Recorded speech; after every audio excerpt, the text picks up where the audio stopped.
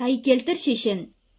Тоқалдан туған бала Тайкелтірді бәйбішеден туған бес ағасы 7 жасының қозының, кейіннен қойдың, түйенің соңына салып қояды да үнемі кемдікте ұстайды. Күндердің күнінде Тайкелтірдің бір тайлағы жоғалып, оны іздеп шу бойын сүзіп жүріп, кездейсоқ жерден Төле бидің үйіне келіп бала сәлем береді.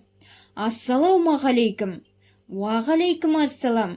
Балам жоғар шық. Сен кімнің баласысың? Айдаболдың баласымын. Балам, атың кім? Тайкелтір. Апырмай-ай, Айдабол сынды адамның баласына Тәуірат табылмағандай, болмаған атты қойған несі екен? Ата, әкем менің атымды жақсыл болса, атаға атақ абырой, ат келтірсін, жаман болса, тайғана келтірсін деп қойған ғой, депті.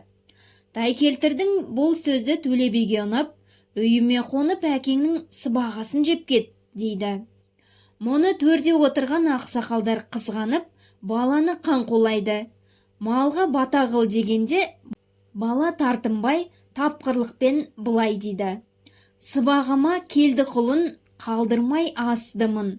Ақсақалдар тойынсын, шығармасын үнін. Бала деп мені басынбай, байқап бассын жымын. Қартқа жас қашанда азық, сіздерге бұл құлын сыйым. Тайкелтір Айдабол деген бидің баласы екен.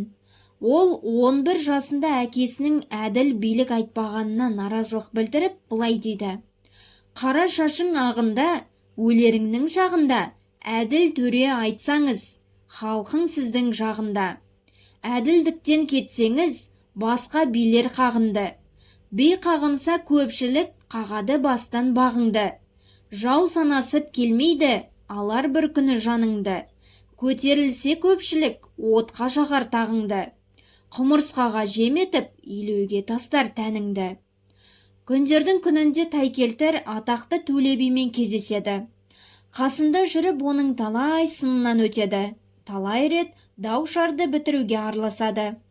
Бала Тайкелтірдің тапқырлығына, әділ билігіне риза болған Төле би оған өз аузынан «Енді бұдан бұлай сенің атың Тайкелтір би болсын» деп лебіз етеді. Міне содан бастап ел ішіне атақ абыройы тарап, әділ би атаныпты.